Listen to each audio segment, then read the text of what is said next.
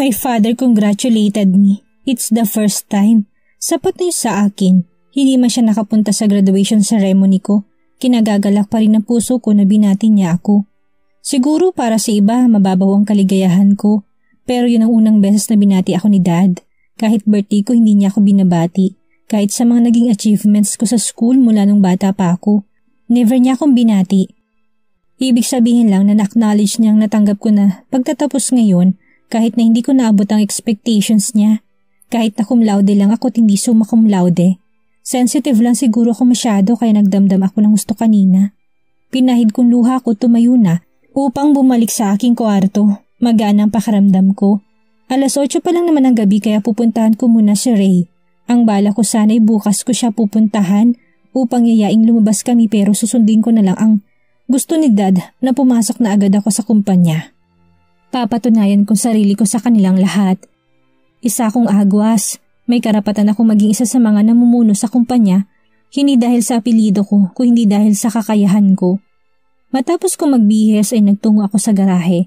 Gagamitin ko ng regalo sa akin ni Tita Ivy. Matagal na akong may driver license kahit wala pa akong kotse noon dahil si Tita rin mismo nagturo sa akin magmaneho at kumuha ng lisensya para raw hindi na ako mahirapan kung sakaling magkaroon na ako ng sarili kong sasakyan. Siguro ginawa niya yun noon dahil may balak talaga siyang regaluhan ako ng kotse. Bumili muna ako ng cake bago tuluyan nagtungo sa kondo ni Ray. A cake is needed for celebration. Sa almost 1 year naming magkarelasyon, madalang ako magtungo sa kondo niya dahil lagi naman siyang busy sa opisina. Madalas sa labas lang kami nakikitang dalawa, kaya alam ko masosurprise siya kapag nakita niya ako ngayon. Ilang beses akong kumatok sa pinto ng kondo ni Ray pero walang sumasagot. Alam ko nasa loob siya dahil nakita ko ng kotse niya sa parking lot kanina nang magpark ako. Kinuha ko cellphone ko at sinubukan tawagan si Ray. Baka nakatulog na siya pero patay ang kanyang telepono. Siguro tulog na siya, madalas kasi hindi ko talaga siya matawagan kapag gabi na. Maaga siyang matulog palagi ayon sa kanya. Siya lang yung kilala kong strict sa sleeping habit. Ayaw niya napupuyat. Sinubukan kong pihitin ang doorknob at hindi ito nakalak kaya inimbitahan ko ng sarili ko na kusang pumasok sa loob. Napakunot ang noo ko nang makitang sapatos niya na nakakalat sa sahig. He is a very organized man kaya nakapagtatakang nakakalat ang sapatos niya. Pero mas lalong kumunot ang noo ko nang t-shirt naman niyang nakita ko sa lapag. Pinulot ko at mabilis na nagtungo sa kwarto niya. Bigla ako napahinto nang may makita kong tela sa hagdanan. It's a black mini dress. Kumabog ng malakas ang aking dibdib. Is my boyfriend a cross-dresser? A gay? Oh no, no way. Pinili kong ulo ko dahil sa mga tumatakbo sa utak ko. Dahil kung maling unang iniisip ko, imposibleng may babae siya at niloloko ako. Palagi lang siyang walang oras sa akin pero umaasa kong hindi niya ako kayang lokohin.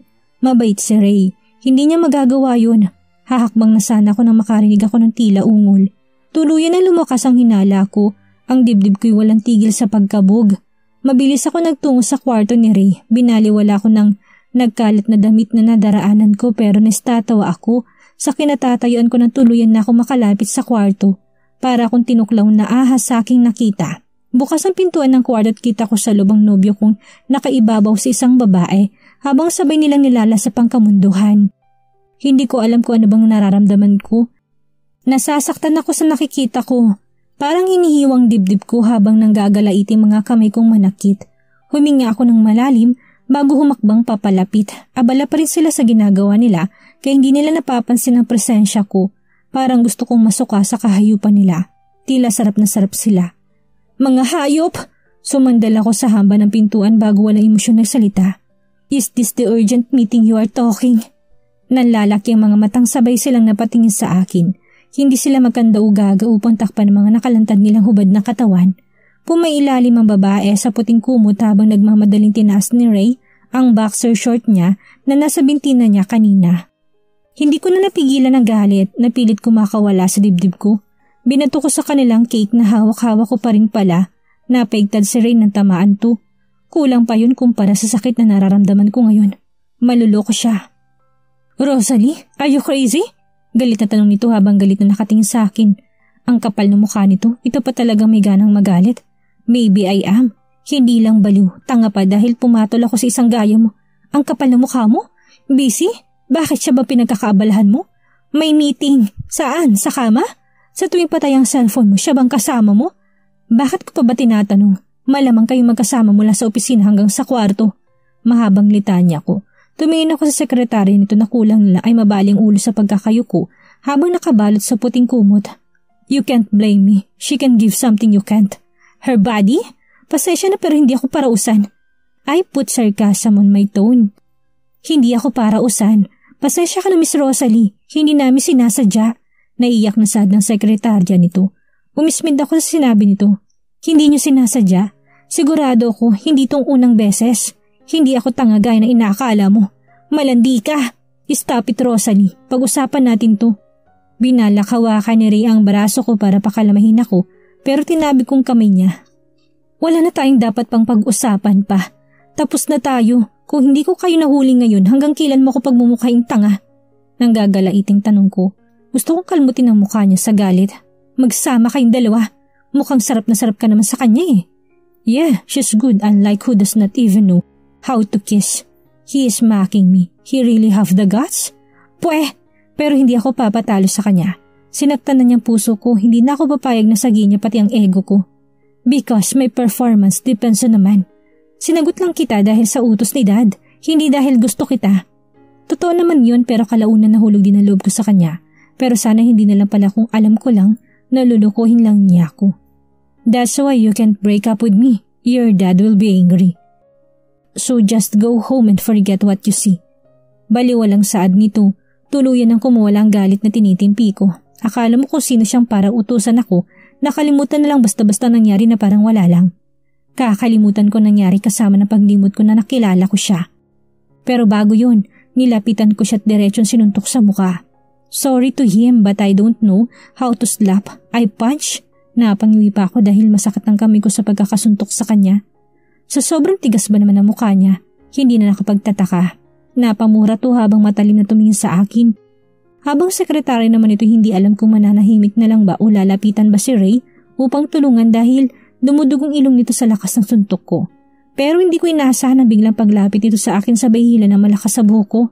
Napapikit ako sa sakit. Let me go! Nihirapang saad ko habang pilitin na alis ang kamay niya. After you punch me?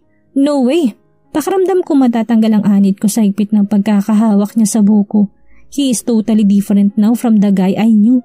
O baka naman itong tunay niyang kulay. Tinago lang niya para mauto ako noon. You deserve it. Ang tagal ko nagtimpi sa'yo. Masyado kang pakipot. Why don't you join with us now? Moan my name and I'll forget that you punched me. Nakangisi ito habang pinapasadahan ng tingin ng katawan ko. Gusto kong masuka sa pinagsasabi niya. I bang my head to him. Dahilan para lumuwag ang hawak niya sa akin. Hindi ko nang nilinta ng sakit at sinamantala kong pagkakataong iyon para sipain ang hinaharap niya. Sana mabasag ang dapat mabasag sa kanya sa lakas ng sipa ko.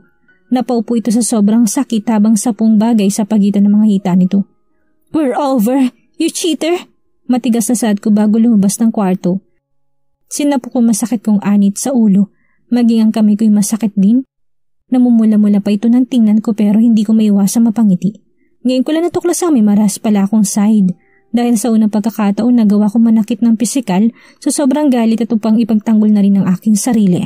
Madalas mahinahon ako pero sa nasaksihan ko, nawaglit lahat ng pasensyang inipon ko. Kahit sino naman ang nasa sitwasyon ko, magpupuyo sa galit. Inayos kong magulong buhok ko dahil sa pagkakasabunot ni Ray habang sakay ako ng elevator. Hindi ako makapaniwala. Nagawa niya akong saktan, physically and emotionally. Ray deserved my punch and kick. Kulang pa nga yun, para sa sakit na naidulot niya sa akin. Inunawa ko siya ng paulit-ulit dahil abala ko na siya sa negosyo ng pamilya niya. Pero wala akong kaalam-alam na niloloko niya lang pala ako. Na iba pala ang pinagkakabalahan niya. Pinagmukha niya akong tanga. Pinipigilan kong umiyak. Hindi niya deserve ang luha ko, kaya hindi ko iiyakan na lalaki mas masahol pa sa aso. Nauto niya ako sa kabaitang pinakita niya. Yun pala peke. Napakalaking pagkakamali na nahulog ako sa isang gaya niya. Sinasayang niyang nararamdaman ko, pero na makapasok ako sa kotse ko at wala nang nakakita sa akin, bumuhos ang luha ko. Kahit anong pilit kong tatagan ng sarili ko, nasasaktan ako. Bakit ba sa daming lalaki sa mundo, maloloko pang napunta sa akin? Tila puro kamalasan na lang ang napapala ko. Marahas kong pinahid ang luha ko bago pinandar ang kotse. Pero kahit anong pigil ko, tila bukal na tumutulong mga luha ko. Kung kanina matapang ako sa harap nila, hindi ko pala kayang panindigan. Hindi niya deserve ang luha ko, pero hindi ko mapigilang umiyak dahil nasasaktan ako. Minahal ko siya totoo yung nararamdaman ko. Tapos mahuhuli ko lang siyang gumigiling sa ibabaw ng ibang babae. Instead of saying sorry, ako pang sinisi niya. Napakawalang hiya talaga. Dapat nagse-celebrate ako ngayong araw pero puro sakit lang ang natatanggap ko. Akala ko pa naman siya ang pinakamatinong lalaki na kilala ko. Akala ko lang pala. Katawan ko lang palang habol niya. Gaya rin pala siya ng iba na mas inuunang tawag ng laman. Sa relasyon namin ako yung tamang taong napunta sa isang hindi marunong makontento. He's a cheater, a worthless man. Nang sabihin ni Dad sa akin na si Ray ang tamang lalaki para sa akin, hindi ako kumontra. Dad likes him dahil sa status niya. Alam ko yun, pero pinakita kasi niya sa akin na matalino at mabuti siyang tao. Kaya nahulog din ang loob ko sa katagalan. Pero ngayon, pinagsisisihan ko nang minahal ko siya. Dahil kasinungalingan lang pala lahat ng mga pinakita niya sa akin. Isa din pala siyang dakilang manluloko. Umiiyak ako habang nagmamaneho. Paminsan-minsan ko rin pinupukpok ang dibdib ko upang mamanhid dito at mawalang sakit na nararamdaman ko. Pero kahit anong gawin ko, ramdam ko pa rin ang kirot. Kesa umuwi sa bahay sa kondo ni Melanie, mas ninais ko magtungo. Alam kong wala siya doon dahil out of town pa rin siya. Gaya na sinabi niya kanina nang tumawag siya pero alam ko ang password ng kondo niya kaya malaya ko nakapasok doon. Anong oras ko mang gustuhin. Nangihinang umupo ako sa sofa na makapasok ako sa kondo. Mabutit nakarating ako ng ligtas kahit nawala sa pagmamanehong utak ko at puno ng luhang mga mata ko. I want to skip and forget everything even just for tonight. Kaya dito muna ako dumiretso ng uwi kaysa sa mansyon. I want to get drunk. At kapag sa mansyon ko yung ginawa, tatatarin ako ng tanong at sermon ni Dad. Melanie's condo is also my hideout. I roll my eyes at may nakita kong champagne na nakadisplay lang naman sa glass cabinet ni Melanie. Kinuha ko ito tinungga sa mismong bote. Napapikit ako ng mariin nang sumayad sa lalamunan ko ang alak. Hindi ako sanay uminom, pero alak ang paraan para makalimot ako, kahit panandalian lamang. Alam kong sakit lang ng ulong mapapala ko sa pag-inom, pero ito lang ang naisip kong paraan para ibsan ang sakit na nararamdaman ko. Alak ang magiging karamay ko ngayong gabi. I turned the lights off na para bang natatakot ako na may makakita sa sitwasyon ko ngayon. Tahimik na uminom ako sa dilim habang nakaupo sa lapag. Nagkulang ba ako para lokohin niya? Ginawa ko naman lahat para maging mabuting girlfriend sa kanya. Pero nagawa pa rin niya akong lokohin. Willing pa nga akong mag-adjust sa aming dalawa. Pero siya may iba na pala. Hindi ba talaga niya kayang makapaghintay? Kaya tumikim siya ng iba. Baka hindi talaga niya ako minahal kaya napakadali para sa kanyang lokohin ako. Sapat ako. Hindi lang siya nakontento. Hindi ako nagkulang. Mas inuna lang niyang tawag ng laman. Kaya hindi ko na siya dapat iyakan pa. Muli kong pinahid ang luhang kumawala sa mata ko't bumuga ng hangin. This will be the last time. The last time na iiyak ako't magpapaloko sa isang lalaki. Pinapangako ko sa sarili ko na hindi na muling tutulong luha ko dahil sa isang lalaking gaya ni Ray. Once is enough. Sapat na isang beses para matuto ako. Katangahan na kapag naulit pa. Suminghot ako bago muling tumungga ng alak. Tama si Dad. Hindi dapat ako maging mahina dahil maraming tao ang sasamantalahin ng kahinaan ng iba para sa pasariling kaligayahan nila. Gaya ni Ray. Paulit-ulit akong tumungga ng alak. Maya-maya papakaramdam ko na manhid na ako. Wala na ring luhang pumapatak buhat sa aking mga mata. Kumikirot pa rin ang puso ko pero hindi ko na ito iniinda. I am just broken-hearted pero hindi pa itong katapusan ng mundo. Bukas okay na ako. Kaya nga nilalabas ko na lahat ng sakit na nararamdaman ko ngayon. Dahil bukas trabaho ng pagtutuunan ko ng pansin. Bukas kailangan ko na umakto na okay lang ako. Pinili ko ang aking ulo, pakaramdam ko lumulutang na ako. Sinubukan kong tumayo pero nanlalambot ang mga binti ko. Kaya sa sofa na lang ako nahiga. Lasing na yata ako. Gayong kakaunti pa lang naman ang nainom ko. Pinikit ko ng mga mata ko tanda ng matulog. Hindi ko na kaya maglakad papuntang guest room, kaya dito na lang ako sa sofa matutulog. Namaluktot ako habang nakahiga. May narinig akong click pero hindi ko na pinansin. Mabigat ng talukap ng aking mga mata. Babe, why are you sleeping here? Why you turn off the lights?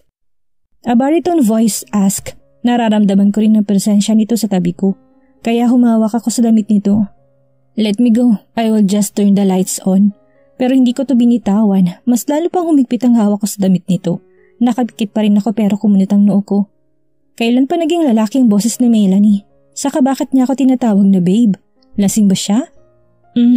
Naramdaman ko na lang na bigla akong lumutang. Napasiksik pa ako ng husto sa katawan niya. Ang bango, kailan pa naging amoy mint si Melanie? Saka bakit kayang-kaya niya akong buhatin? Malakas pala siya. Napahagik-hik ako sa aking mga naiisip. Nilapag niya ako sa kama pero naupo ako. You're drunk? Umiling ako tinasan dalawa kong mga kamay. Yes, you are. Gate nito, napalabi ako. Sabing hindi ako lasing. Ang kulit. Pinilit kong imulat ang mga mata ko pero madilim. Wala akong makita. I can't see you, he chuckled. Of course you can't see me because the lights are off. You're drunk, just sleep. Why you sound so sexy? I giggled again. Hindi ko alam pero natatawa talaga ako. Because I am, he whispered on my ears. I can feel his hot breath. I touched his chest. Napakunot ako ng noo. Kinapa kong muli pero hindi ko madamang hinahanap ko. Flat and hard? He is not my best friend. My best friend is a girl and she was blessed in chest area. Tinuro ko siya. You're not? Hinawakan niyang daliri ko nakaturo sa kanya. Just sleep. I shake my head and clamp my arms around his neck. Amoy na amoy kong hininga niya. Isang mint. Hindi ko alam kung anong humihimok sa akin pero gusto ko matikman ang labi niya. Kiss me. At ginawa niya. Dumapo ang labi niya sa labi ko. Ninanamnam kong mga halik niya hanggang sa gumalang mga eksperto ng kamay sa katawan ko. Hinalikan niyang bawat pulgada ng balat ko. Ramdam ko ang init. Siya ang gumagawa ng trabaho habang ako naman ay nagpapakagat labi at umuungol sa sarap. Ito ay langit. That's hurt. Naramdaman kong pangin na sakit sa pagitan ng mga hita ko. I'm sorry, magiging marahan ako. Huwag kang gagalaw. Hingal na hingal siya. Tumango ako. Gumagalaw na naman siya. Bumao ng mga daliri ko sa balikat niya nang tuluyan na siyang pumasok. Pakaramdam ko may napunit sa loob ko. Isang luha ang kumawala sa mga mata ko. I was about to hug my pillow ngunit napakunod ang noo ko. Matigas na bagay ang nadama ng kanang kamay ko. Kinapa ko itong mulit tuluyan ang nagising ang diwa ko. This is not my pillow. Ramdam ko rin ang init na nagbumula sa bagay na kalapit ko. Kaya napakunot ang noo ko bago ko minulat ang aking mga mata. Pero muli ako napapikit na mariin. There is a guy beside me. Hindi ko makita kung sino siya dahil sa kabilang side nakaharap ang mukha niya. Pero nang magising na may katabing lalaki tila lalo nagpasakit sa ulo ko. Nang mag-sink in sa akin ang sitwasyon ay mabilis ako napabangon. Ngunit pakislot ako nang maramdaman kong hapdi sa pagitan ng aking mga hita. And it hit me. The pain between my legs is the proof that I lost my virginity. Napanganga ako ng tingnan kong pang ibabang bahagi ng aking katawan. Wala akong saplot. Nang magawi ang mata ko sa kamay para akong binuhusan ng malamig na tubig, nahawin ng kumot na nakatakip sa lalaking nakadapa sa kama at kitang-kita kong malapad na likod nito. Binatukan ko sarili ko nang maalala kong wala akong saplot. Habang nakatayong nakaharap sa natutulog na lalaki. Biglang nag-init ang aking mga pisngi. Hinanap ko ang aking mga damit at natagpuan ko itong nagkalat sa may paahan ng kama. Ngunit muli ako napangiwi nang ihakbang kong aking mga paa. Kumikirot ang ulo ko dahil sa hangover pero mas mahapdi ang pagitan ng hita ko. Ngunit hindi ako pwedeng tumunganga na lang. Kailangan kong kumilos bago pa man magising ang natutulog na lalaki. Nasa kwarto kami ni Melanie nang ilibot kong aking mga mata at ang malaking larawan ng matalik kong kaibigan ang bumulaga sa akin. Bumuho sa alaala ko mga nangyari na nakaraang gabi. Mula sa pag-uusap namin ni Dad, ang panloloko ni Ray, ang pag-inom ko mag-isa dito sa kondo ni Melanie, at ang mainit na tagpong nangyari sa pagitan namin na lalaking mahimbing pa rin natutulog sa kama. Hindi ko mapigil ang batukan ng aking sarili ng paulit-ulit. I look at him again. Nalaki ang aking mga mata. It's Dustin Versosa, the sole heir of Versosa's groups of companies. Nakilala ko siya dahil nakatira kami sa isang mundo. Hindi eksaktong pareho, ngunit palagi ko siyang nakikita sa maraming elite na magazine. Anong ginagawa niya dito? Siya bang bagong boyfriend ng best friend ko? No freaking way! I remember Melanie told me before she went to Sorsogon that she will introduce to me her boyfriend once na bumalik siya. Pinagayabang pa niya na nahuli niya ang pinakamalaking isda sa karagatan. At ang isdang ito ay ang lalaking ito na nakahubad ngayon sa ilalim ng kumot. Hindi ito maaari. Mali ito. Halatang alam kong mga sagot sa lahat ng tanong sa isip ko ngayon. Nandito siya para kay Melanie, para sa girlfriend niya, at akala niya ako si Melanie kagabi. My goodness, nakakabaliw to. Natataranta ako mabilis na nagbihis at umalis ng kondo. Kailangan ko makalayo agad. Walang tigil sa pagkabog ang dibdib ko kahit nakasakay na ako sa elevator patungong parking lot.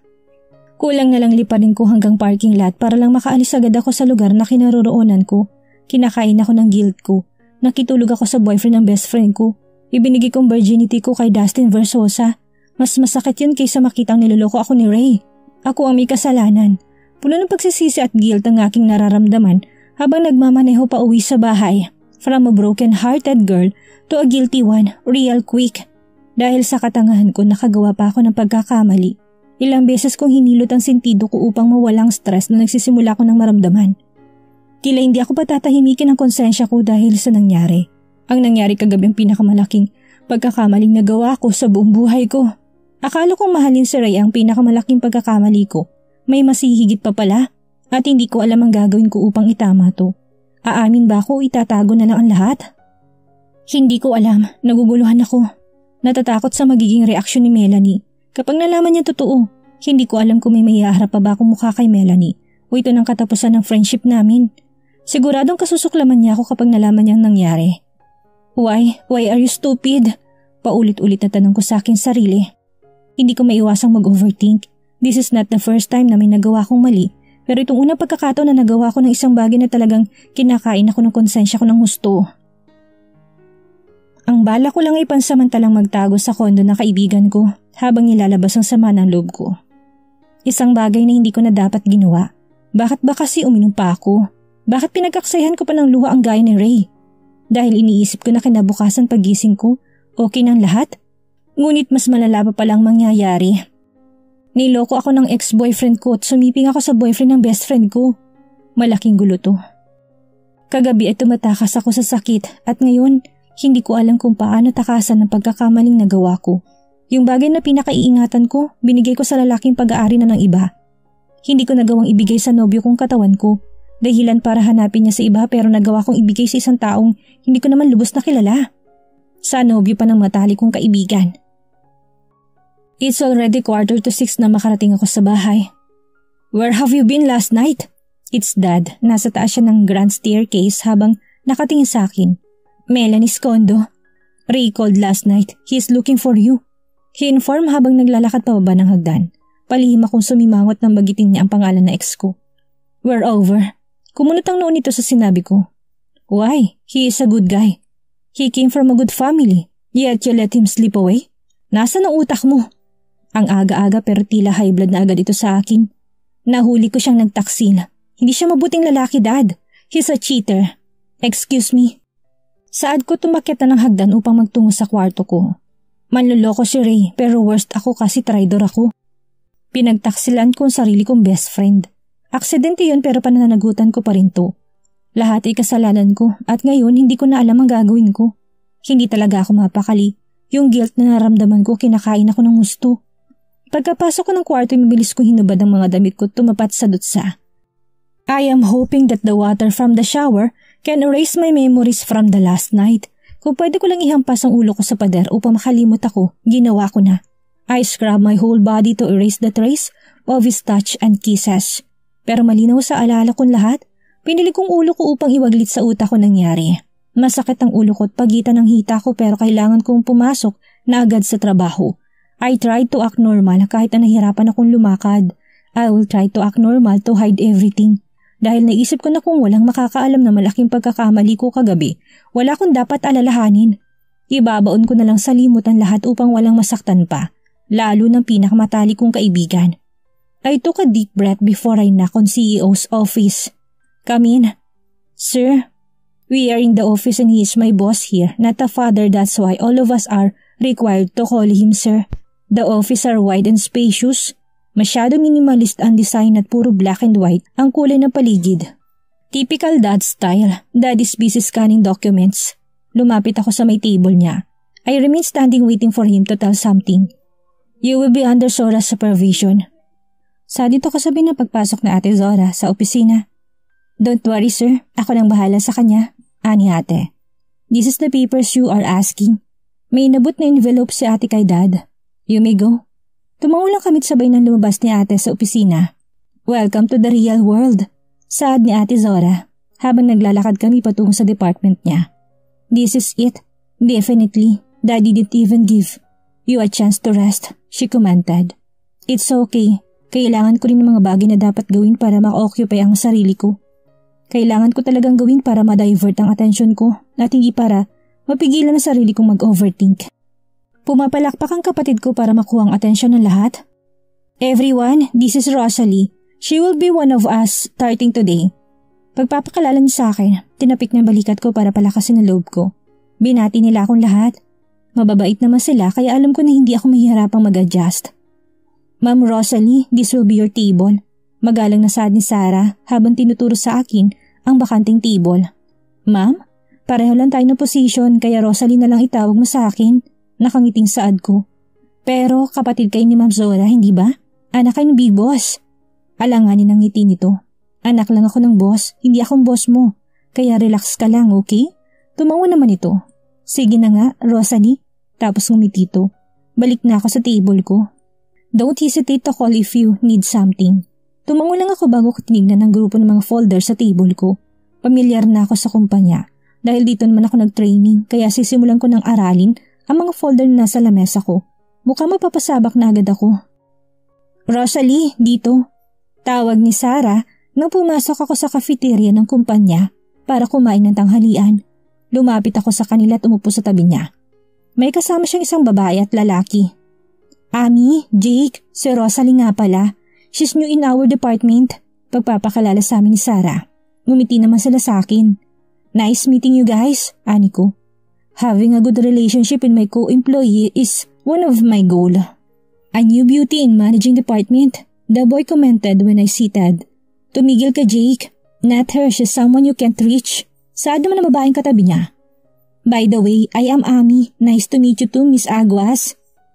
She's too formal. Nawala rin ang ngiti niya sa labi ng maupo ako. Tila ba ayaw niya sa presensya ko. Pinuri ko lang naman, palibasa wala pang nagsabi sing maganda ka. Umirap naman ang babae dito. Huwag mo nalang pansinin ang dalawang yan. Parehong in denial. Bulong sa akin ni Sarah at sumubong muli. You are a CEO's daughter, hindi ba? Nakita na kita dati sa company event. Pero bakit normal position lang ang trabaho mo dito sa kumpanya? Ami suddenly asked. Hindi na ako nagulat sa tanong niya. Inaasahan ko nang itatanong sa akin yun. Pero hindi naman porke anak ako ng may-ari ng kumpanya, dapat mataas na agad ang posisyon ko. Sabi nga ni Dad, kung may gusto akong dapat paghirapan ko. Pwede ba, Ami? Huwag kang chismosa. Ikain mo na lang yan. Saway ni Sarah dito. Learn to shut your mouth sometimes, susog ni Jake. Nagtatanong lang naman ako. Depensa nito. So bakit nga? Dahil ba anak ka raw sa labas? Medyo matalas ang dila niya pero hindi ko pinahalatang napipikon ako sa mga tanong niya. I still managed to smile. Ami! Sabay na sad din na Sarah at Josh. It's okay guys, it's true but I don't think it doesn't matter. So, what if I am illegitimate? Hindi naman ang pagkatao ko mahalaga kung hindi ang kakayahan ko.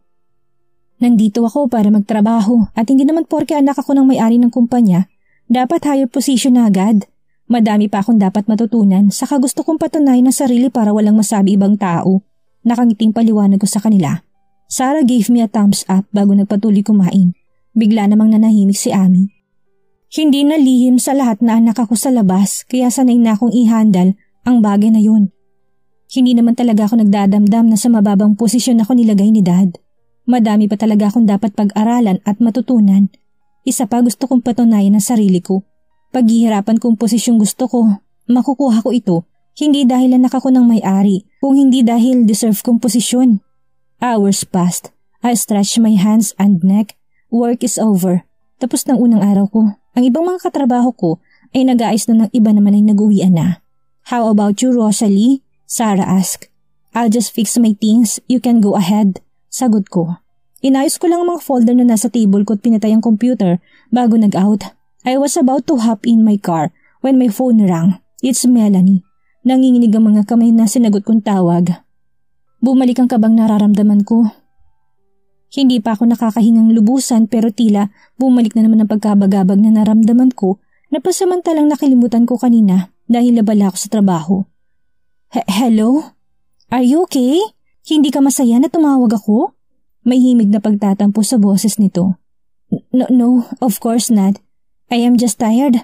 Pagdadahilan ko. Why? Work? I am back! It's time to celebrate! Excited na saad nito. Gusto ko mag-no, hindi pa ako handang harapin siya, pero wala akong choice. Alam kong kukulitin niya ako hanggang sa pumayag ako. Sure, napipilitang saad ko. Okay, I'll fetch you later. Bye! Nanghinang napasandal ako habang nakaupo sa driver's seat. Marahas ako napabugan ng hangin bago nagsimulang paandarin ng kotse. Tonight will be a tough night. Ano kaya ang gagawin ni Rosalie kapag nakaharap niya ang best friend niya? Ano nga kayang koneksyon ni Dustin kay Melanie? Tama kayang hinala ni Rosalie na si Dustin ang sinasabing nobyo ng kanyang kaibigan? Yan ang ating aalamin sa susunod nating kabanata.